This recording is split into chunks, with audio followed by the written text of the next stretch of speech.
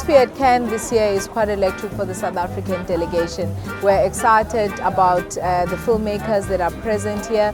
Firstly, in terms of the number that is much larger than it has been over the years. Secondly, because of their participation. We have filmmakers that are participating at the Producers Network.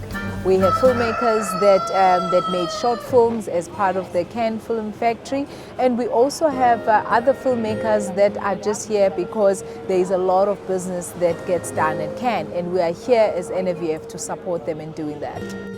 Do you think you could take another picture just in case you've chopped our heads off?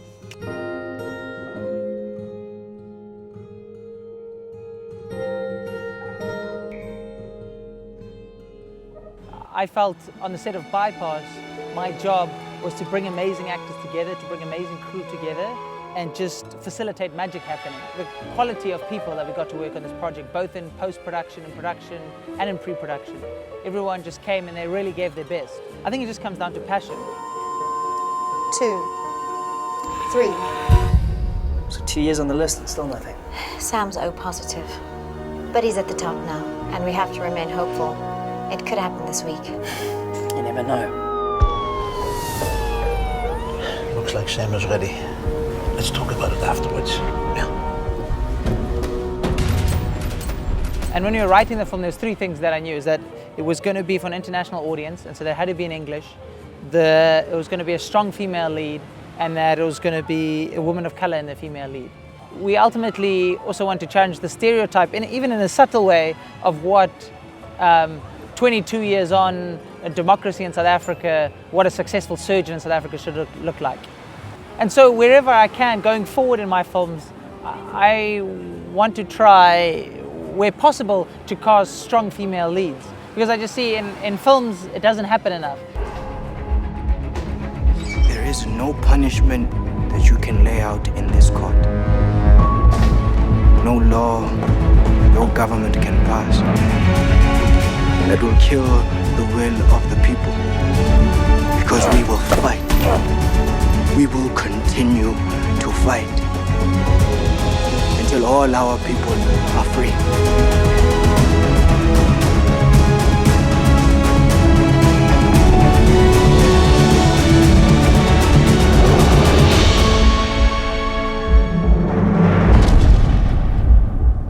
I think I saw it unifying, especially at the Cannes Film Festival. People came from all over the world, from Mexico, from Brazil, people that came from Guadeloupe, from South Africa obviously, and from here in France. It's my second time coming here. I first came here 20 years ago as a young, aspiring filmmaker, and it was quite overwhelming for me, and I had no film with me, but a script that I think was in first draft, nowhere close to being even given to anybody to read. And I had quite an interesting experience that saw me just literally put my feet in the ocean and say, what am I doing here? I shouldn't even be here. And then I said, I'm never going to come back to the Cannes Film Festival ever, unless I have something to say, unless I have a film. There's a doctrine or statute that God Solomon Mahlangu executed. It's called the Common Purpose Doctrine. You know, the Common Purpose Doctrine is the same Common Purpose Doctrine that got the Marikana miners arrested, and then were almost went to prison, as they were considered to be co-conspirators of what happened on that day. You know, you can't still have a common purpose law still in the statutes of South Africa. How many people have been executed? Solomon Mahlangu was not supposed to have been executed. In a period of 10 years, close to 2,000 and some odd numbers of people were executed. That's insane. Antwoord my. Daai e-meneer wat jou so mooi gehelp het laas naweek. Hy is toe al die tyd 'n gesoekte terroris. Let's run away. Let's just get away from here.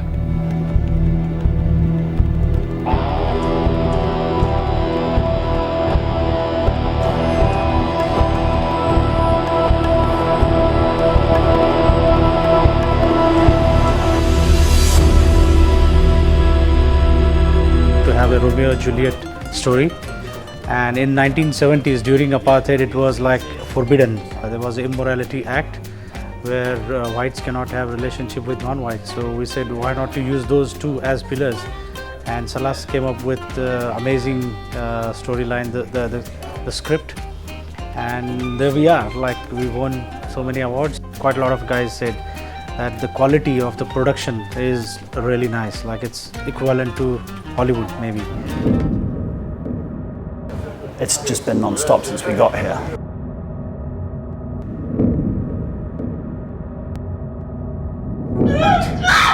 Scribblings is about a writer who takes in a lodger to pay the rent, and the lodger slowly starts to move in on his life, and their relationship starts to spin out of control. So I'm looking for some VOD platforms, and then I do want to try and make the film available as cheaply as possible for our followers to see. Nothing better than being interviewed on the French Riviera. I'm in Cannes, obviously to encourage foreign producers and production companies to come shoot in South Africa. Obviously South Africa has wonderful filming locations, incentives, and teams and production crews and so forth. So I'm here to get them to take advantage of that. The Cannes Film Factory, which is this year is in partnership with South Africa, is an initiative of the Cannes Film Festival where they partner with a country and select filmmakers from that country to partner with filmmakers from around the world in making short films. So this year we're very excited because we have 4 filmmakers that had an opportunity to make films with other filmmakers from around the world, which we believe was of great benefit for the South African film industry, because firstly, it exposed those filmmakers to opportunities of making film with other filmmakers from around the world, which there it ticks the box in terms of skills exchange, because there's a lot that filmmakers learn from each other when they make films and they're not from the same territory.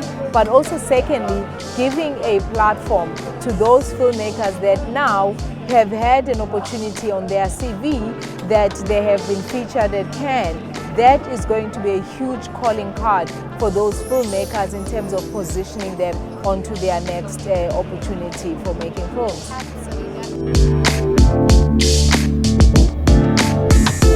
Now you have a platform that you can hold NFVF as well as the Brazilian Film Commission Network accountable to when it comes to saying there is this MOU in place, this is what I would like to do. So this is going to be a huge deal for filmmakers. We're going to put on our website a list of Brazilian projects that are looking for partners in South Africa.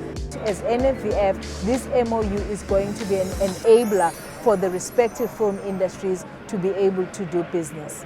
Less than 2% of our population are donors. Another organ won't come soon enough. Sam is out of time. Lisa, we're sorry, but we understand how difficult this must be. No, you don't! What am I going to tell my son? So Bypass looks at the issue of organ trafficking in particular, and we really discovered throughout our research how this is a problem that's impacting first and third world countries at the same time. Something that not a lot of people are aware of, and we discovered through our research and through showing it to people that they don't realize that this is something that affects people in their immediate environment. As South Africans, we have amazing stories to tell, but we need to learn amazing new ways to tell those stories. What I see is a lot of people taking stories they want to tell and then trying to apply an international funding model to it and saying I need X amount because that's what they're doing internationally, where the reality is that amount of money is not available so easily at home. Rather than writing something which is an 8, 9, 10, 12 million rand project, write something which you can make for $1 million or 2 million. That funding is a lot more easily available and accessible. And when I meet people, aspiring filmmakers or directors, I say just do it. Just go out. If you're passionate about it, you're going to film it on your cell phone. I mean, making a film is very difficult, not going to lie. If you want a nice car, a decent cell phone, you want to live in a nice neighborhood, don't make films. We have a lot of films that have a great production value in them, but I think our stories could be a whole lot better. Our writing could be a whole lot better. There's a famous saying when I was in Hollywood studying, they said, if it's not on the page, it's not on the screen. So, you know, we get in there. Obviously, I'd like to see South African films get to the same spaces what commercials are in. You know, when our commercials go into competition at the Cannes Lions, they do really well. And not that that's not happening in film. I mean, you've got your Dean Israelites, your Neil Blomkamps, your Gavin Hoods, your Donovan Marshes that are really breaking into the film industry worldwide. But I'd like to see that a bit more, and I'd like to see that on a local level and an international level. At the end of the day, we can make as many films as we want, but if they do not have a market and they do not see paying audiences, we are not going to have a sustainable industry. So we need to make sure that our activations at Cannes are geared towards opening up those markets. Cinema is a passion, it's an art, and the movie industry is a tough industry. And as much as people see the glamour side of the red carpets on wonderful things like the Cannes and the Corsets, I don't think anyone really fully appreciates the blood, sweat and tears that has to be involved if you really want to make it in this industry. So if we can harness and we can use technology to be able to have a cohesive system within our government between public-private sector, I think that our country is one of the most beautiful in the world. I can say that even sitting in the French Riviera, we have so much talent, we have passionate people, we have a beautiful history, we have great infrastructure and very cost-effective. First world infrastructure pretty much at a third world cost. Cannes is amazing. Cannes is such a fun place to be. Cannes is a circus.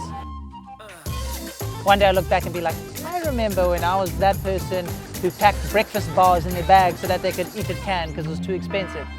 I want to see the South African film industry being as diverse as possible and being viable and a sustainable industry that contributes to the economy of the country.